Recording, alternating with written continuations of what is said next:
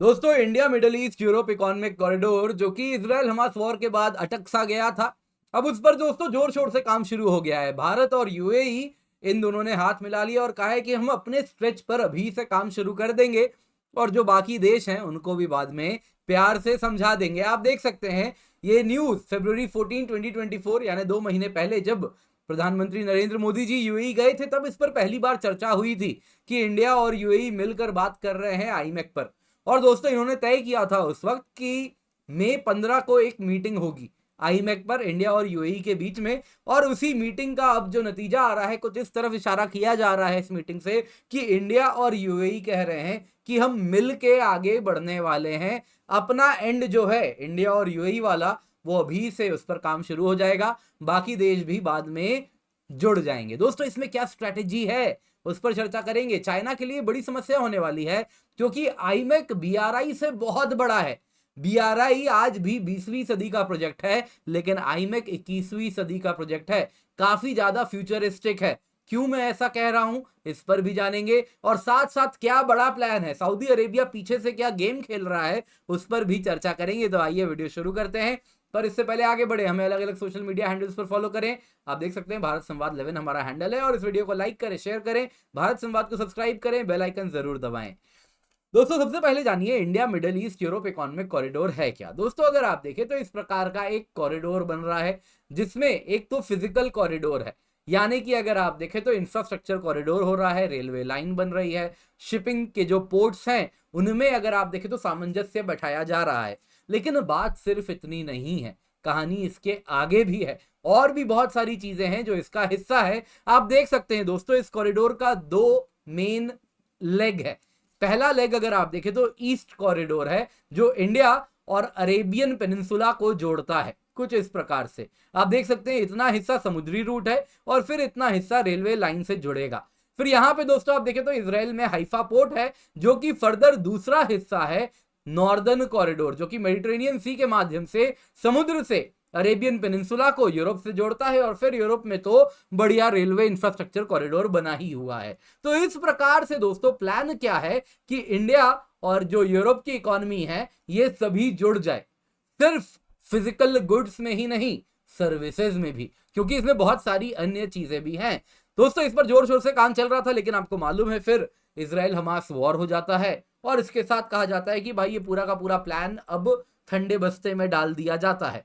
लेकिन इसका जो बेनिफिट है वो बहुत अधिक है, स्पेशली जितना इंडिया को इसकी आवश्यकता है उतना ही अगर आप देखें तो अरेबियन पेनिनसुला में ये जो कंट्रीज हैं, सऊदी अरेबिया हो गया, यूएई हो गया, जॉर्डन हो गया, इजराइल हो गया, उनको भी उतनी ही है, यूरोप को भी उतनी ही है, क्योंकि ये भी चाइना से अपने आप को अलग करना चाह रहे हैं। तो उसमें बहुत ज्यादा जरूरी है ये कॉरिडोर सामने आए, क्योंकि जो डिजिटल गुड्स हैं यानी सर्विसेज कह लीजिए और जो एक्चुअल गुड्स हैं, दोनों के ट्रेड में इन देशों में जब आईमेक कॉरिडोर से एक इंटरलिंकेज बनेगा तो कहीं ना कहीं ग्लोबल इकोनॉमी पे इनकी पकड़ बढ़ेगी।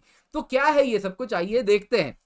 दोस्तों, यहां पे हुआ क्या, जैसे इजराइल हमास वॉर होता है उसके बाद ही ठंडे बस्ते में चला जाता है। लेकिन आपको याद होगा प्रधानमंत्री नरेंद्र मोदी जी यूएई गए थे, अबू धाबी में टेंपल को आपको मालूम है एक बहुत बड़ा सुंदर भव्य मंदिर वहां बनाया गया था, तो उसके इनॉग्रेशन में गए थे और उस वक्त मोदी जी ने एमबीजेड से वहां पर चर्चा की और उस चर्चा में कहा कि देखिए आईमेक तो आगे बढ़ाना है, अब बाकी देश को बाद में मिला लेंगे, लेकिन अभी हम अपने एंड पर काम करते हैं। और इसके लिए दोनों ने तय किया कि इस पर एक मीटिंग होगी, जो कि कल मीटिंग हुई है। यानी कि दोस्तों आप अगर देखें तो ये मीटिंग का तारीख रखा गया था 15 मई, आज जब मैं वीडियो बना रहा हूं ये 16 मई है, तो कल की बात है, ये मीटिंग हुई है जिसमें कुछ ऐसा फैसला आ रहा है कि इंडिया और यूएई साथ में आगे बढ़ेंगे। लेकिन दोस्तों आपने आईमेक का मैप देखा, सबसे बड़ा हिस्सा ईस्टर्न कॉरिडोर में अगर आप देखें तो सऊदी अरेबिया है। तो सऊदी अरेबिया के बिना अनुमति के ये मामला कहां आगे जाएगा, तो बहुत बड़ा प्लेयर यहाँ पे एमबीएस है। अब दोस्तों एमबीएस को यहाँ पे एक अल तकिया करना पड़ रहा है। क्या करना पड़ रहा है, एमबीएस देखिए दोस्तों उनको कोई फर्क नहीं पड़ रहा हमास में क्या हो रहा है नहीं हो रहा है फ्रैंकली, लेकिन एक दिखावा करना पड़ रहा है कि देखिए हम तो मुस्लिम वर्ल्ड के लीडर हैं, मुस्लिम उम्मा के लीडर हैं, अगर हम इजराइल पर दबाव नहीं बनाएंगे तो फिर हम कैसे अपनी लीडरशिप क्लेम करते रहेंगे? ईरान हमें डिस्प्लेस कर देगा, तुर्की हमें डिस्प्लेस कर देगा। तो यहाँ पे सऊदी को एक दिखावा करना पड़ रहा है कि नहीं नहीं, जब तक इजराइल पैलेस्टीन वाला इशू सॉल्व नहीं करता, हम कुछ भी इजराइल के साथ आगे नहीं बढ़ने वाले। क्योंकि एंड ऑफ द डे अगर आप ईस्टर्न कॉरिडोर में देखें तो आप नीले रंग में देख रहे हैं इजराइल है, तो इजराइल का बहुत बड़ा रोल है इसमें।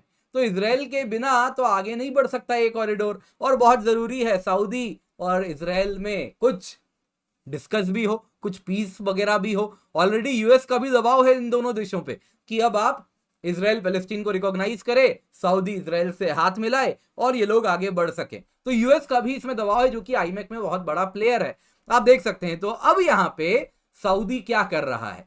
सऊदी कह रहा है कि चलिए हम ये दिखावा करते रहते हैं तब तक जैसा हमने अब्राहम एकॉर्ड्स में दिखावा किया था।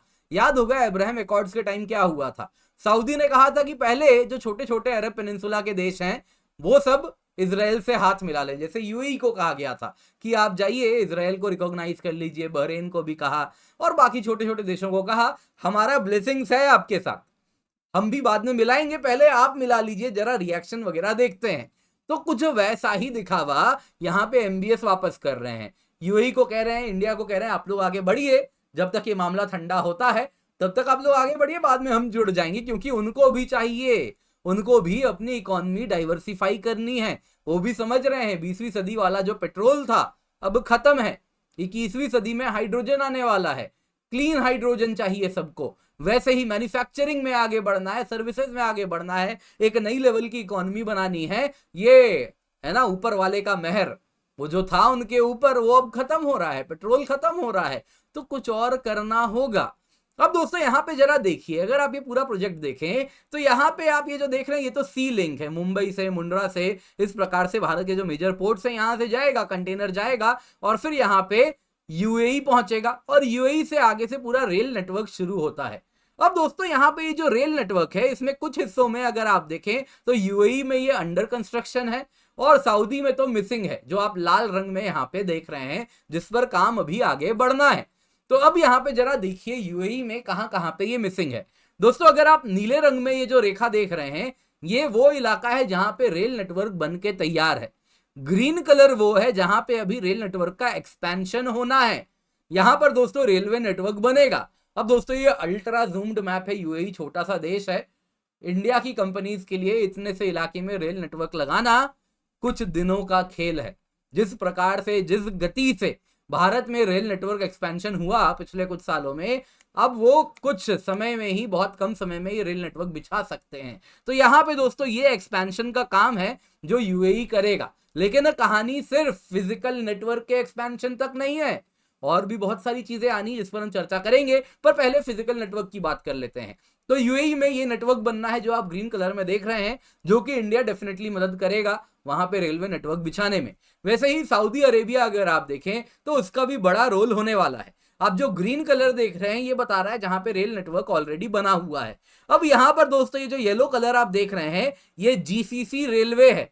गल्फ कोऑपरेशन काउंसिल ने कहा था कि मिलकर हम अपना रेल नेटवर्क बनाएंगे, सारे कंट्रीज जीसीसी के इससे जुड़ेंगे। अब यहां पर दोस्तों इसका प्लान था कि 2025 तक ये बन के खत्म हो जाना था, लेकिन अब तक इस पर काम भी शुरू नहीं हुआ है। तो ये बहुत बड़ा रोल प्ले करने वाला है यूएई से फर्दर जो जुड़ाव होना है। इसके सिवा ये जो नेटवर्क है हराद और अल बाता के बीच में आप यहाँ पे देख रहे हैं, ये भी मेजर प्रोजेक्ट है जिस पर काम चलना है।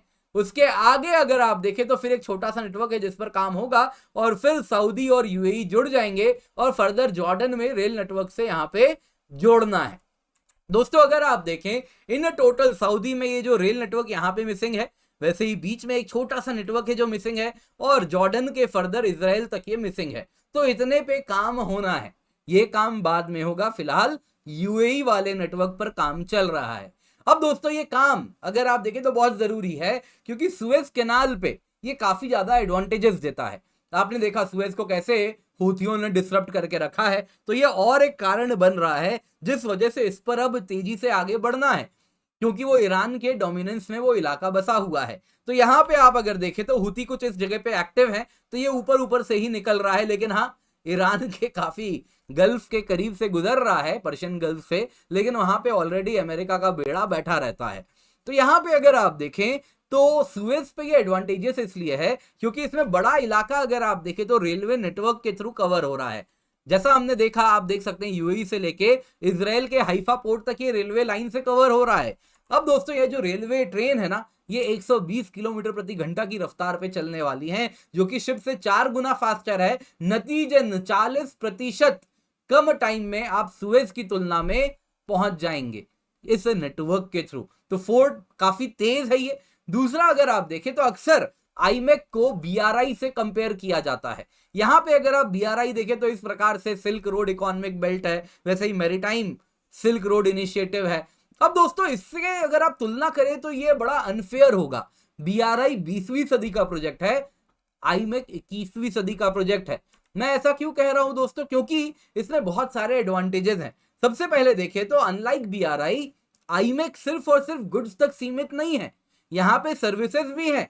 डेटा पाइपलाइन जाना है जो कि हाईली सिक्योर होना है, जो कि इंडिया के आईटी सर्विसेज को भी सिक्योर नेटवर्क के through ultra speed fast speed पर हम दुनिया तक एक्सपोर्ट कर पाएंगे। तो इस प्रकार से दोस्तों यहां पे और भी बहुत सारी चीजें हैं। ये सिर्फ फिजिकल कनेक्टिविटी की बात नहीं कर रहा, डिजिटल कनेक्टिविटी की भी बात कर रहा है। यहां पे दोस्तों web of secure under sea data cables बिछना है, जिसके द्वारा इस इलाके का इंटरनेट बैंडविड्थ काफी ज्यादा बढ़े, ज्यादा से ज्यादा लोग ऑनलाइन आ सके। इस वक्त यहां पे अगर आप देखें तो चाइना की HMN टेक कंपनी का डोमिनेंस है, जिसका 2012 में अंडर सी डेटा केबल में केवल 7% हिस्सा था। आज ये बढ़ के रादर 7 साल में 2019 तक ये हिस्सा बढ़ के आप अगर देखें तो 20% हो गया है। अब तक आते आते तो और भी अधिक हो गया होगा। तो इस प्रकार से अंडर सी डेटा केबल भी तो जाना है, तो इसमें भी इंडिया और यूएई अपने हिस्से में काम शुरू कर रहे हैं, क्योंकि यहीं पर तो वो काम होना है जहां पे सबसे पहले ये अंडर सी डेटा केबल आएगा। तो इस पर भी इंडिया और यूएई अब काम आगे बढ़ाएंगे। कहानी दोस्तों सिर्फ इतनी नहीं है। आईमेक फ्यूचरिस्टिक इसलिए भी है क्योंकि क्लीन हाइड्रोजन का भी पाइपलाइन बिछना है। इंडिया अगर आप देखें तो ऑलरेडी भारत सरकार ने $2.5 बिलियन का इनिशिएटिव स्टार्ट किया है, जो कि भारत को ग्रीन हाइड्रोजन का हब बनाएगा। सिमिलर प्रोजेक्ट सऊदी में, यूएई में भी आने हैं। तो इस प्रकार से अगर आप देखें तो यहां पे जो under C hydrogen network pipeline जाना है उस पर भी काम चलेगा। तो वो भी अगर आप देखें तो क्लीन हाइड्रोजन पाइपलाइन पर भी इंडिया और यूएई के बीच में काम शुरू हो जाएगा। बाकी टेलीकम्युनिकेशन नेटवर्क भी लगाना है। ऑलरेडी इस इलाके में अगर आप अरेबियन पेनिनसुला देखें तो यहाँ पे 5G नेटवर्क का जो प्रोवाइडर है वो चाइनीज सर्विस प्रोवाइडर्स हैं, हुआवे है, ZTE है। तो अब इसको रिप्लेस करना है। अब यहाँ पे भी क्या हो रहा है, जो पुराना नेटवर्क है आज भी जो 2G 3G पे चल रहा है उसको अपग्रेड होना है। तो अब वो नया 5G पे मूव करें तो उनको हुआवे ZTE से बाहर निकालना है। यहाँ पे जियो अपना 5G स्टैक लेकर के आया है, वो बड़ा उसके लिए मार्केट यहां पर खुलेगा और एक सिक्योर, उनके लिए भी चाइना के स्पाइंग से दूर एक टेलीकम्युनिकेशन नेटवर्क बिछेगा। इसके सिवा दोस्तों डिजिटल पेमेंट्स का इकोसिस्टम बनना है। इसमें हम चाह रहे हैं कि हमारा यूपीआई इस इलाके में स्प्रेड करे। ऑलरेडी यूएई में उसको एक्सेप्टेंस हो रही है। तो इस प्रकार से हम काफी फ्यूचरिस्टिक चीजों की बात कर रहे हैं। इतना ही नहीं, रिन्यूएबल इलेक्ट्रिसिटी ग्रिड है। आपको याद होगा one sun one world one grid है, जो कि हम यहां पे लाना चाह रहे हैं। इलेक्ट्रिसिटी ग्रिड के माध्यम से जिसमें रिन्यूएबल इलेक्ट्रिसिटी का टू एंड फ्रो मूवमेंट हो, जो कि इंडिया से यूएई सऊदी सबको जोड़े, वो कनेक्शन भी तो लगाना है। ऑलरेडी अगर आप देखें तो ये अफ्रीका से यूरोप में वैसे ही ग्रिड कनेक्टिविटी है। तो इंडिया से हमें अरेबियन पेनिनसुला तक देना है, अरेबियन पेनिनसुला से यूरोप तक कनेक्टिविटी लगभग बनी है, कुछ इलाकों में कनेक्शन बैठाने हैं। तो इस प्रकार से एक सिंगल इलेक्ट्रिसिटी ग्रिड आप बनता हुआ देख रहे हैं। तो इसीलिए इसमें वो सारी चीजें हैं जो बीआरआई में सपने में भी नहीं सोचा गया था। तो इसमें इन सारी चीजों में भी मेजर काम अगर आप देखें तो इसी हिस्से में होना है, इंडिया और यूएई के बीच में। तो इसलिए इस पर हम आगे बढ़ रहे हैं और इस पर अब इन्वेस्टमेंट भी आना शुरू होगा। टोटल कहा जा रहा है कुछ $20 बिलियन का खर्चा कम से कम है कुछ हिस्सों में। तो उस पर अब हम आगे बढ़ेंगे, शायद वो रिवाइज भी होगा, खर्चा और भी बढ़ेगा। तो इसलिए दोस्तों ये बड़ा फ्यूचरिस्टिक है, 21वीं सदी के इकोनॉमी के हिसाब से बनाया गया है। उसके सामने चाइना का वन बेल्ट वन रोड कुछ भी नहीं है। वो बस और बस आज भी कुछ अगर आप देखें तो 19वीं सदी का मर्केंटाइल पॉलिसी फॉलो करते हुए नेटवर्क बिछा रहा है, जिसमें दुनिया का अब भरोसा खत्म हो रहा है उस पर। वो जान रहे हैं कि चाइना आ रहा है तो लूटने आ रहा है। अब दोस्तों यहां पे जरा देखिए, चाइना कुछ कर नहीं पा रहा, लेकिन यहां तुर्की देखिए, वो कह रहा है कि हम अपना एक नया मिडल ईस्ट ट्रांसपोर्ट कॉरिडोर बनाएंगे। तुर्की कह रहा है कि इराक से होते हुए एक नेटवर्क बनाएंगे, कुछ इस प्रकार से कॉरिडोर बनेगा। अरे अर्डोगन, तुम्हारे अब्बू चाइना तो कुछ कर नहीं पा रहे, तुम्हारा ये इराक से होता हुआ कॉरिडोर कैसे आगे बढ़ेगा? तो वो अपना कॉरिडोर एक लेकर के आ रहे हैं, और वो बस फिजिकल कॉरिडोर, उनकी हैसियत वही है, सोचने की सोच उतनी ही है, फिजिकल कॉरिडोर बना रहे हैं। भैया यहां तो एक बड़ा digital corridor, physical corridor, electricity corridor, energy corridor, सब कुछ जुड़ रहा है। वैसे ही अगर आप देखें तो यहां मिनरल कॉरिडोर भी बन रहा है। आप देख सकते हैं बॉक्साइट माइनिंग हो रही है इस इलाकों में, वो जुड़ेगा, फॉस्फेट माइनिंग हो रही है, वो जुड़ेगा। इस प्रकार से सऊदी के जो मिनरल्स हैं वो भी अब इससे जुड़ के एक मिनरल कॉरिडोर भी बन रहा है। तो यहां पे बहुत सारी चीजें हैं जिन पर काम चल रहा है। तुर्की चाइना के बस की बात नहीं है, अच्छी बात है, इस पर अब काम शुरू हो रही है। दोस्तों उम्मीद करता हूं आपको एनालिसिस पसंद आई होगी, लाइक जरूर कीजिएगा। भारत संवाद 11 इंस्टाग्राम पे हमें फॉलो करें। इसके सिवा हमारे वीडियो को लाइक करें, शेयर करें, चैनल सब्सक्राइब करें, बेल आइकन दबाएं, और एक वीडियो आ रहा होगा, इसको भी जरूर देखिएगा।